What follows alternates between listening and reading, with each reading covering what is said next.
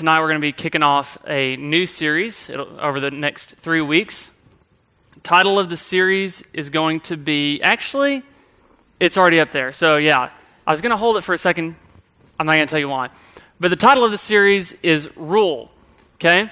So we all have been made to rule, and we were made to rule with God. But sometimes we humans seek to rule apart from God. And when we do, bad things happen, okay?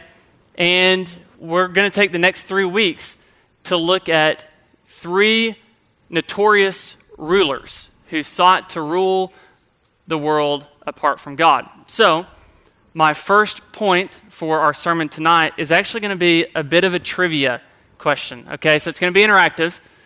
I'm going to have Mac play a bit of a song, okay? He's going to play the intro to a song.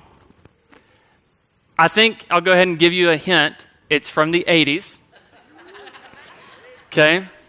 And you're going to try to guess it, okay? So if you can guess the song, just holler it out, and then we'll turn it off and we'll move on from there. So it's my first point, is the title of this song.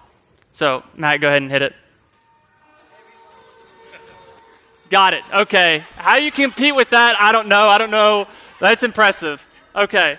So, point number 1, everybody wants to rule the world. Okay? Now, I'm not suggesting you go listen to that song or all about that band. You have to clarify these things because sometimes as a pastor, when you mention either a book or an artist, people think that everything they produce is good Christian content, and I can't say that that's the case. But the title of that song is Everybody Wants to Rule the World. My first point in my message tonight, and if you're listening to this later, for copyright reasons, we probably had to cut that out, but the song was Everybody Wants to Rule the World by Tears for Fears, okay? So, first point, everybody wants to rule the world. Your teenager wants to rule. Your toddler wants to rule. Your boss at work wants to rule. And last but not least, you want to rule. I want to rule. We all want to rule. And you may not want to rule the whole world. If you do, we need to set you up an appointment with Dr. Terry, because that's not a healthy desire, okay? You need some therapy. So you may not want to rule the whole world, but you probably want to rule part of it, okay? That may look like which way the toilet paper comes off of the dispenser, okay? Which is from the top, not from the bottom. Praise God. Man, I already knew this was a good church, but it's been confirmed. Man, you just blessed my heart. Okay. So it may look like that, or it may look like, what color you paint the walls in your house, or how you load the dishwasher, because there is a right way to load the dishwasher. And, it may look like how you spend your days off. It may look like how things are ran at work. Okay, everyone has a way that they think things should run in the office. You don't have to be the boss to have an opinion on that. And typically the people who aren't the boss have really good ideas. And you should ask them if you're a boss. But everybody wants to rule. Okay? Have you ever... And that's not just like reserved for a certain personality type, okay?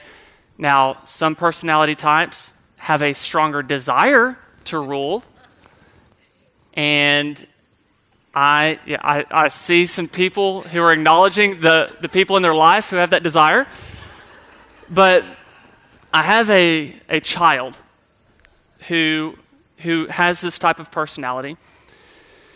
And this child, about 1.5 years ago, whenever Abby and I sat down with our family, we have 4 kids, and we sat down with our family to tell them, hey, this major change is coming in our life.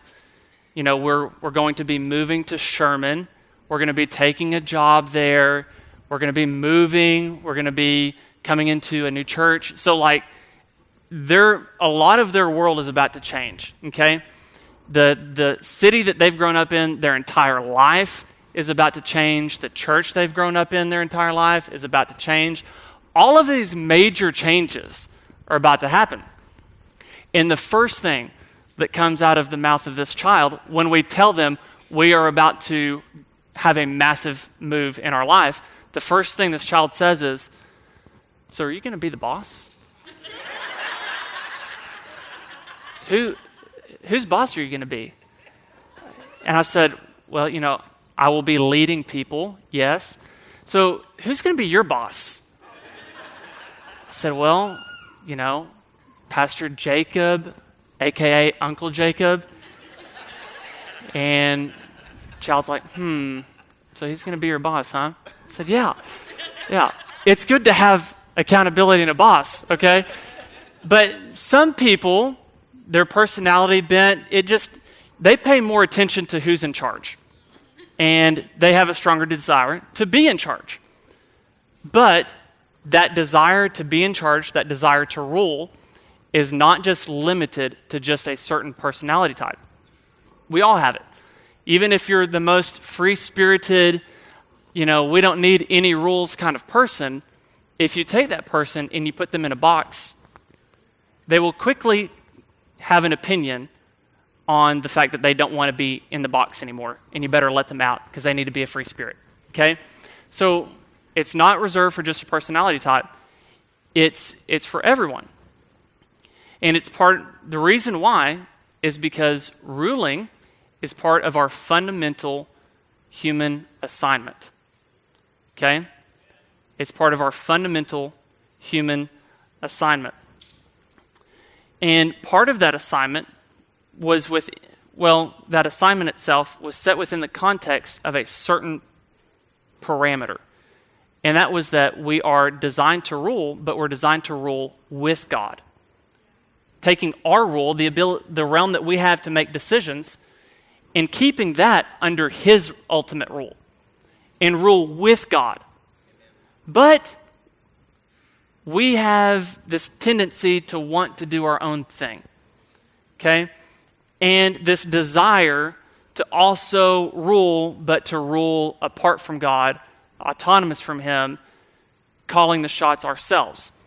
And it seems like the people who do this the best, okay, the people who are the best usurpers, if you will, the people who do that the best end up getting the biggest positions and the best titles, and we promote them to the highest positions of power. Those who seem to be the best at taking matters into their own hands. And when this happens, what comes out of that is, instead of being the priestly kings that we were intended to be, we create tyrant kings. So we're going to be spending the next few weeks looking at examples of these tyrant kings, people who sought to rule apart from God. So the first king that we're going to look at is none other than King Nebuchadnezzar. The King of Kings was one of his titles. King Nebuchadnezzar, the King of Kings. He was, by worldly standards, a great king. He had amassed a great deal of power, dominion, and rule. And when you think of tyrant kings, for the ancient Jewish person, King Nebuchadnezzar was the epitome of the tyrant king, because he was the king who came in and conquered Judah and decimated and destroyed Jerusalem in the year 587, 586 BC, totally leveled it. And when he did, he started deporting all of the valuable people, all of the important people, the craftsmen, the metal workers, the wise people. He started taking all of these people out of their homeland and putting them in Babylon, in his area. And Nebuchadnezzar was a great and powerful king. He was a great king, but there's a difference between great and good. Great doesn't always mean good. And there's a phrase in the business world that comes from a book that good is the enemy of great. Okay, and its concept is you don't want to just settle for okay or good, because if you do, then that keeps you from striving for excellence. And so I get that, but sometimes we take that beyond its limit. And we see that good is an enemy of great, and so in order to become great in the world's standards, we have to sacrifice goodness. That if you want to get ahead in the world, you cannot be good. Because in order to climb the ladder, you have to make people rungs in that corporate ladder. And so there is a distinction between greatness and goodness. The world has seen its fair share of great leaders, but what the world desires is good leaders, good kings. Nebuchadnezzar was certainly not one of those good leaders. So he takes these people, deports them, and one of the people that he deported was a man by the name of Daniel. And so that's the book that we're going to be in tonight, is Daniel chapter 2. So you can turn there. And I'm going to summarize the first 30 verses. You're welcome. So in the first 30 verses of Daniel, how it opens up is it opens up with King Nebuchadnezzar having this dream. In this dream is terrifying to him. To the point that he's so troubled that he can't sleep. Okay, we have a term for these kind of dreams. They're called nightmares. Okay? So King Nebuchadnezzar has this nightmare. He has this dream that troubles him so much that he loses sleep over it. And it troubles him to the point that he needs to know the meaning of this dream. And so he goes to his wise counsel, and he goes to them and says, hey, I've had this dream. It's troubled me, and so I need to know what it means. And so his wise counsel says, great, just, tell us the dream, and we'll give you the interpretation. Nebuchadnezzar is like, not so fast. I wasn't born yesterday. You don't get to my status by being naive. So I'm not going to give you the dream, because if I did, you could just make something up. So how about this? How about you not only give me the interpretation, but you give me the dream too. So I need you to tell me the dream and what it means. Oh, and by the way, if you don't, I'm going to tear you limb from limb. And I'm just going to destroy your house as well. Which at that point, like if you've been torn limb to limb, I mean, you can go ahead, wreck my house. That's fine. I probably don't care much about it at that point anyway. But so he gives them this threat, and they go back, and they try to negotiate with him. And he said, listen, my word's final, okay? Do it or I'm going to kill you. So they go and they talk and they come back and they're like, listen, what you've asked is impossible, okay? No one can do what you're asking except for the gods. And they're dwelling, like they don't live here in the flesh, okay? So what you're asking is impossible. So Nebuchadnezzar is so filled with fury that he's willing to kill his entire council because they can't give him this dream and its interpretation. And so he issues that decree that they need to, all the wise men in Babylon need to be torn limb to limb, or limb from limb. So one of these wise men is Daniel. And so someone shows up, knocks on Daniel's door, and delivers the news. And Daniel tells the guy who came there to say, like, hey, sorry, like, tough luck, don't shoot the messenger, but I'm here to tell you, like, we're about to tear you apart. And Daniel says, no, wait, hold up. Let's go ahead and schedule me an appointment with the king tomorrow, because I'm going to tell him the dream and its interpretation. So Daniel schedules a meeting to give the dream and its interpretation with the king without having it yet. Okay? I mean, he's probably thinking at this point, I'm going to die either way. So we'll buy us a little bit more time. And so Daniel goes and gets with his companions, his buddies, his friends, and he says, listen, here's the situation. We got to pray. Okay? So they start praying, and the Lord comes through. And he gives Daniel not only the dream, but its meaning. And so the next day, Daniel goes and meets with the king, and this is where we pick it up. So, Daniel chapter 2, verse 31. You, O king, and behold you saw, O king, and behold, a great image. This image, mighty and of exceeding brightness, stood before you, and its appearance was frightening. The head of this image was of fine gold, and its chest and arms of silver, its middle and thighs of bronze, its legs of iron, its feet partly of iron and partly of clay. As you looked, a stone was cut out by no human hand, and it struck the image on its feet of iron and clay and broke them into pieces. Then the iron, the clay, the bronze, the silver, and gold all together were broken into pieces and became like chaff of the summer threshing floors. And the wind carried them away so that not a trace of them could be found. But the stone that struck the image became a great mountain and filled the whole earth. So this is the dream that causes the most powerful person on the planet to lose sleep.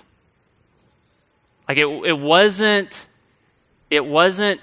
giant spiders or snakes or the destruction of the world or the loss of someone he loves, if he loved anyone other than himself. It wasn't that. It was this dream of this image that gets hit by a stone and then it all falls apart. And this is what causes the greatest king on the earth to be so deeply troubled that he's willing to kill his entire council to find out what it means. So Daniel goes on to now give the interpretation. Verse 37. You, O king, the King of kings, to whom the God of heaven has given the kingdom, the power, and the might, and the glory, and to whose hand he has given, wherever they dwell, the children of man, the beasts of the field, and the birds of heaven, making you rule over them all. You are the head of gold. There is a lot of weird stuff happening in those two verses. Okay? First of all, what in the world is Daniel doing calling Nebuchadnezzar, this evil, tyrant, malevolent king, the King of Kings? Has he not read Revelation? Okay, that's a rhetorical question, I know. But doesn't he know that title is reserved for someone else? But yet he's calling Nebuchadnezzar the King of Kings.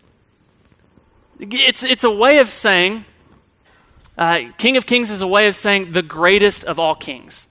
Much like the Song of Songs is a way of saying the greatest of all songs. Or the Holy of Holies is a way of saying the holiest place of all. Daniel is saying, you, O king, are the King of Kings, the greatest one in all the land. And in this we see that stroking the ego of the proud is not a modern invention.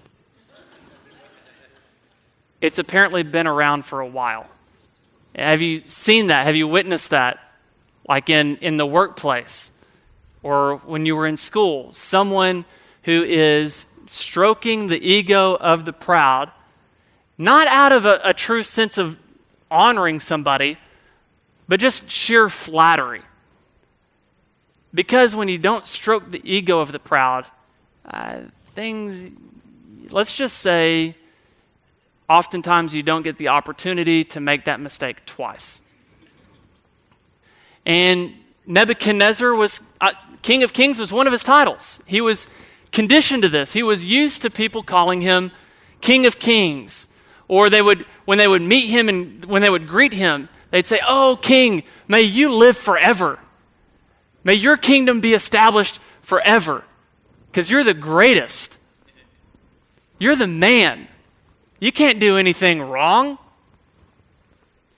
See, there's a term for that. The term for people like that they're called yes men. Have you heard of this term? Yes men. Okay?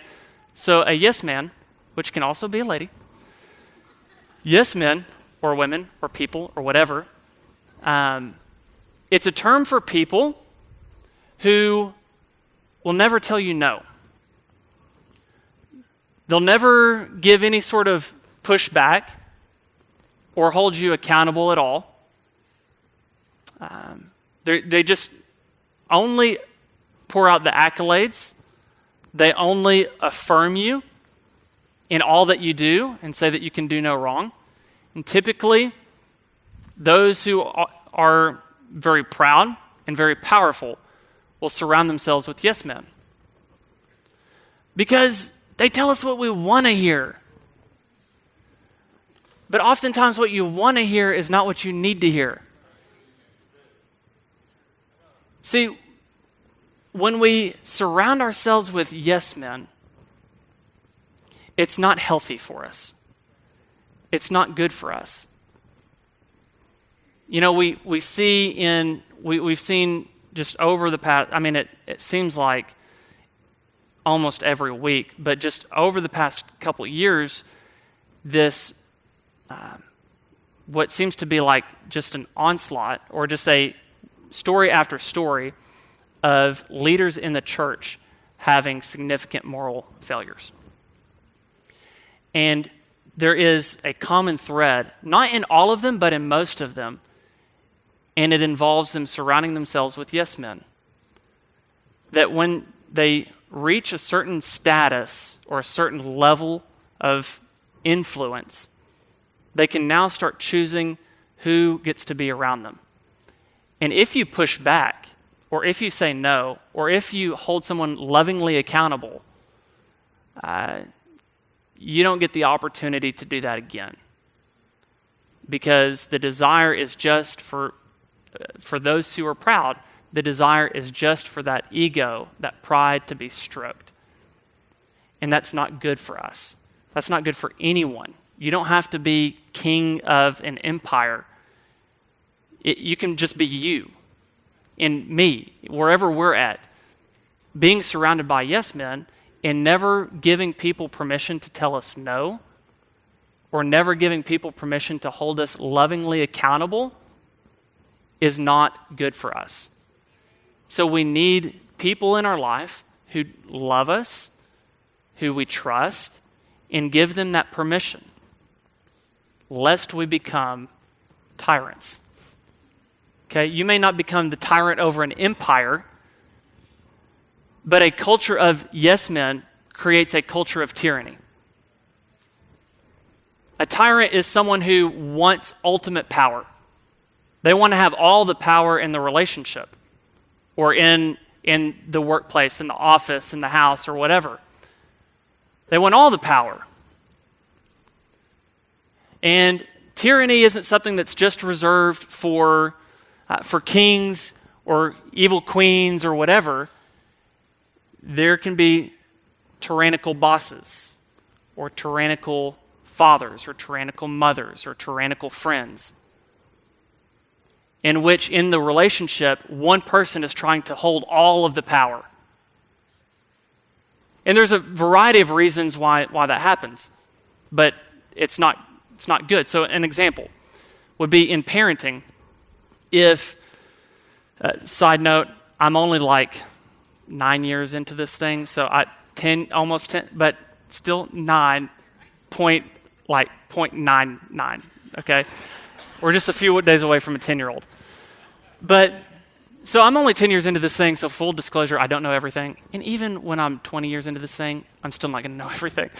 But when it comes to parenting, an example of that would be a parent who treats their 18-year-old the same way they treated them as an 18-month-old. Okay? That would be an example of tyranny in a parental-child relationship. Because the parent seeks to maintain the same degree of power in the relationship with their legal adult child as they did whenever couldn't even walk yet. Okay? Whenever you have a baby, an infant, you have to be more hands-on. You have to be more direct. You have to hold more of the power in the relationship, because if you let them do everything they want to do, they're not going to survive. Okay? But as they grow and as they mature, you just give them a little bit at a time. Like the principle of being faithful with little, you'll be a ruler of much. You give a little at a time because there's a bigger goal. There's a bigger objective. The bigger objective is not you holding all the power till the end of time. The bigger objective is you being able to raise this small human being in a way that they become a responsible, mature disciple. Okay? And so in order to do that, you have to let them learn. You give them some of that decision-making ability along the way, and you see how they handle it, and that's how you grow. So that's an example in parenting. You can look at it in the same realm with work relationships or friend relationships or whatever. But tyrannical leaders do not want to give any power, because to give some means that now they don't have it all. Okay?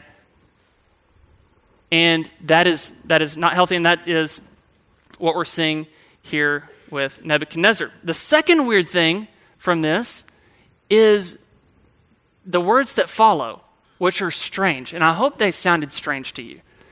Because Daniel is telling this evil, tyrannical king, he's saying that God has given him the kingdom, the power, the dominion, the glory, and that he's set him to rule over the children of man and the beasts of the field and the birds of the air. What in the world is going on here? Because part of that sounds like the Lord's Prayer, or, the traditional version of it. And Nebuchadnezzar is anything but Christ-like. And yet Daniel is saying this to him. It's very odd. Would you agree?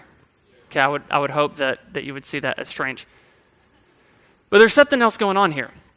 So remember, this story is all about an image.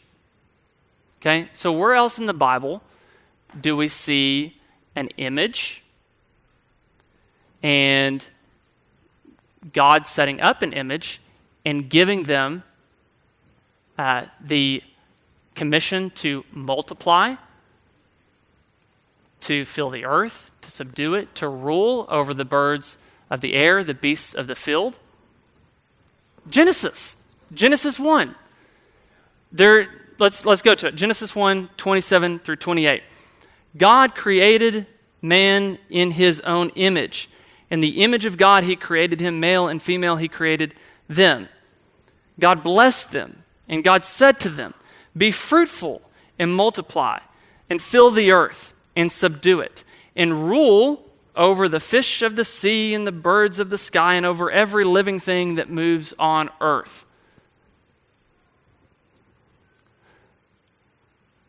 What Daniel is saying here to Nebuchadnezzar, by the way, that when I talk about the fundamental human assignment, that's it.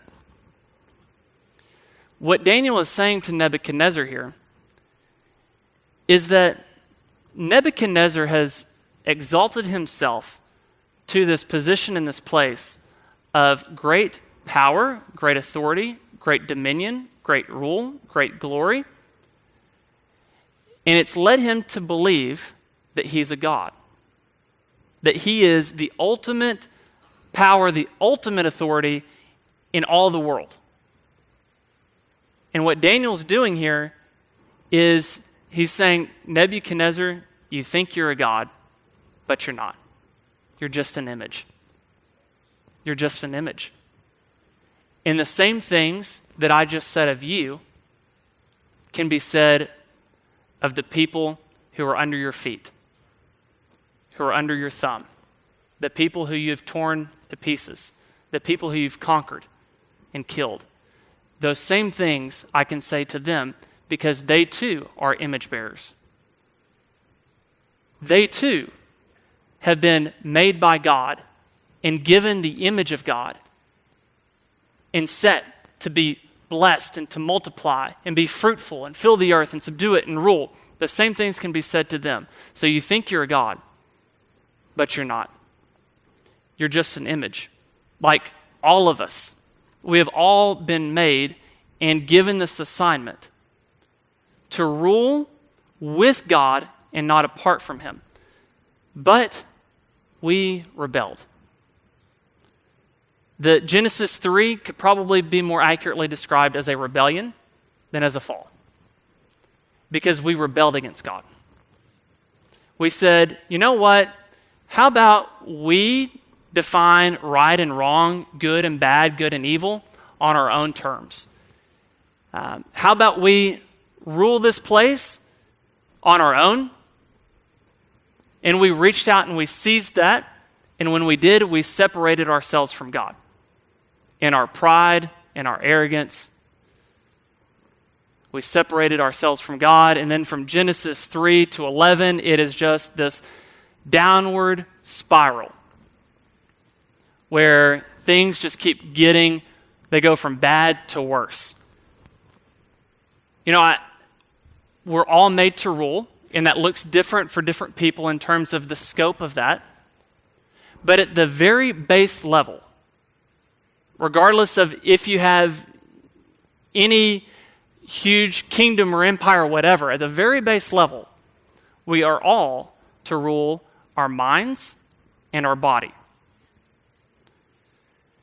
And in this downward spiral, it gets to the point to where we are incapable of even ruling at the very base level because our hands became full of violence and our minds became full of evil continuously.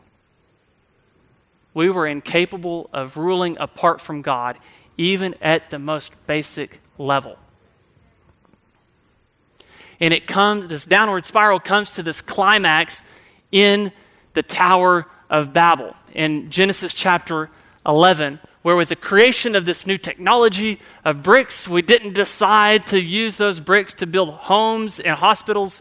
We decided to use those bricks to build a tower that would promote ourselves above God.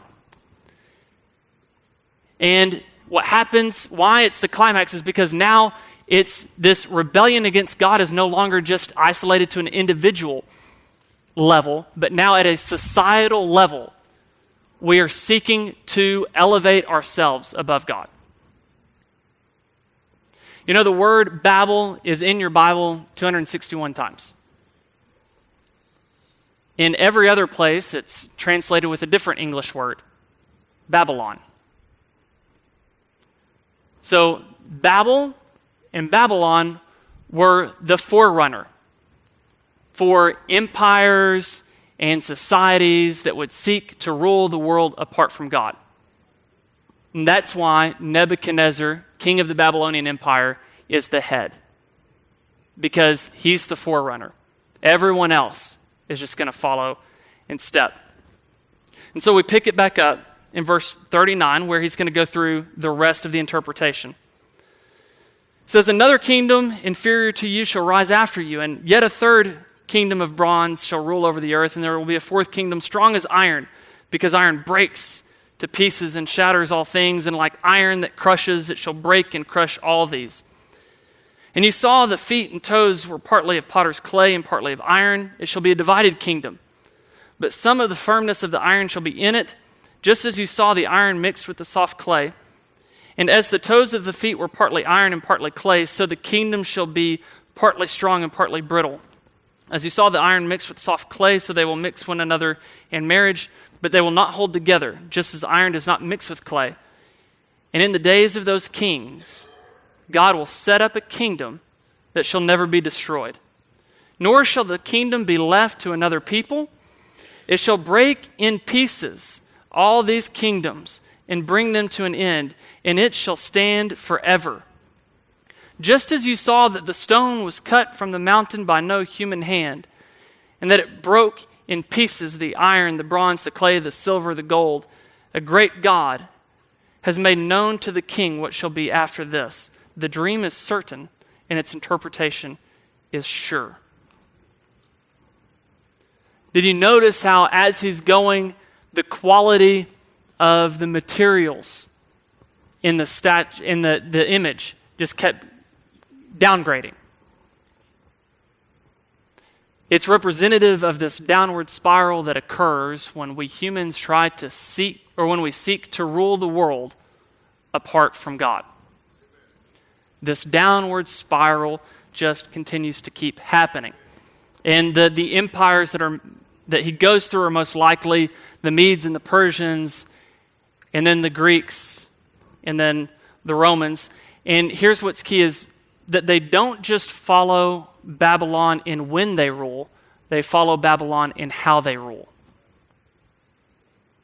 They don't just follow Babylon in when they rule, but they follow Babylon in how they rule.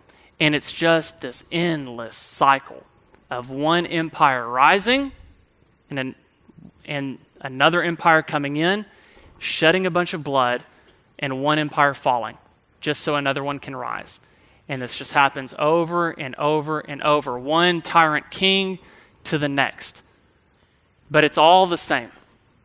Just one tyrant empire after the next, and then we just kind of recycle and we recycle, and it's all the same. Medes and Persians, they're just another Babylon. Greeks, they're just another Babylon. Romans, they're just another Babylon. All of it's the same except for that stone. Something was different with that stone. Because that stone wasn't part of the image. It wasn't caught up in all that mess. It came from somewhere else. And it wasn't cut by human hands. So it wasn't man-made, because what men can make, they can destroy. There's a line from a Wendell Berry poem, and he says, "Praise ignorance for what man has not yet encountered, he has not yet destroyed." This kingdom, this stone was not cut by human hands. It came from somewhere else. And Daniel says that stone is the kingdom of God. And that kingdom of God has a king. And he said this kingdom is coming, and the stone is going to shatter into pieces all of these empires that came before it, so much so that they'll just be a faint memory. And Nebuchadnezzar is starting to get the picture. And now you're starting to see why he's so terrified. Because it turns out he may not be the most powerful. Turns out he may not be the greatest. And he has the dream of this stone that then turns into a mountain and fills the entire earth. And this dream to him is a nightmare. The dream of the mountain that fills the earth to the tyrant king is a nightmare. But there's someone else that had the same dream, that had a very different response. Isaiah chapter 2, verses 2 through 5. The prophet sees a mountain filling the earth, and this was his take on it. "It shall come to pass in the latter days that the mountain of the house of the Lord shall be established as the highest of the mountains. It shall be lifted up above the hills, and all the nations flow to it. And many people will come in and say, "Come, let us go up to the mountain of the Lord, to the house of the God of Jacob, that he may teach us his ways, and that we may walk in his paths. For out of Zion shall go the law, and the word of the Lord from Jerusalem. He shall judge between the nations, and decide disputes for many people. And they shall beat their swords into plowshares, and their spears into pruning hooks. Nation shall not lift up sword against nation, neither shall they learn war anymore. O house of Jacob, come, let us walk in the light of the Lord." The dream that was a nightmare for the tyrant king was a hope-filled dream for the prophet.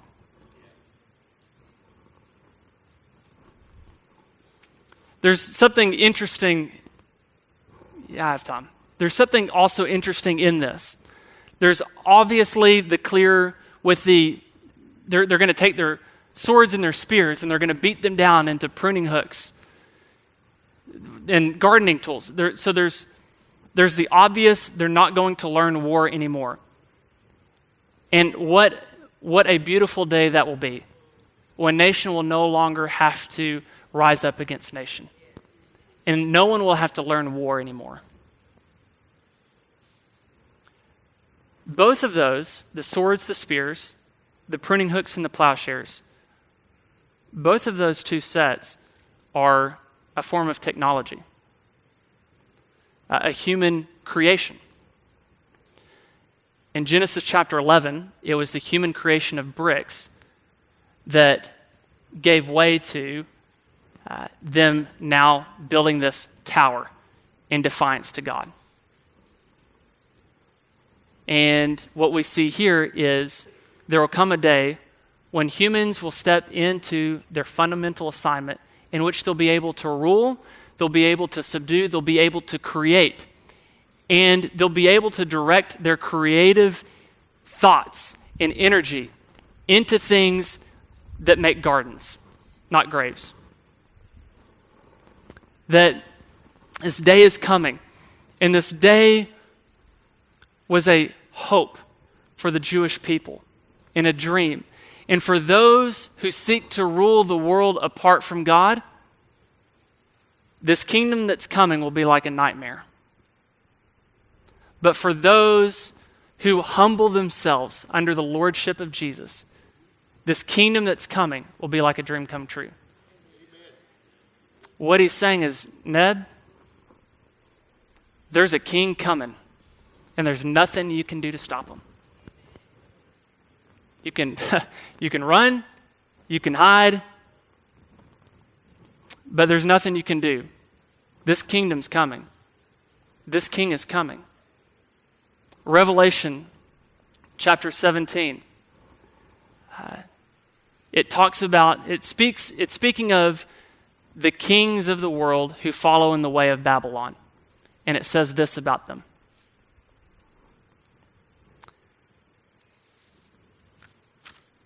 Revelation 17:14. They will make war on the Lamb, and the Lamb will conquer them. For he is Lord of lords and King of kings, and those who are with him are called and chosen and faithful. The rule of the great Nebuchadnezzar, king of Babylon, who was considered king of kings, began in 605 BC and ended in 562 BC upon his death. The rule of King Jesus was established before the foundations of the earth. And it did not end with his death upon the cross, because on the third day the Father raised him from the dead, and he ascended to the highest seat in all of the cosmos. And he will reign now and forever, because he is King of kings and Lord of lords. And his kingdom is coming regardless of regardless of what tyrant king thinks he or she is in charge. This kingdom's coming. Any empire can rise, any empire can fall, but know this, that this kingdom's coming. This kingdom's coming. This king rules now and forever. So when we look, so a couple of thoughts here for us in closing is, first thing, it's easy to play armchair quarterback and just look at the people who are like the most well-known leaders in the world, or in your workplace or whatever. It's easy to play armchair quarterback and criticize how they rule. But what I want us to do is I want us to consider the parts of our life that we rule. The parts of our life that we have a say in what happens in our homes, in our families, in our friendships. And ask the question of, because see, one of the subtle things that Daniel told Nebuchadnezzar is he said that God has given them this. He wasn't the one who did it all. He said that God has given you this.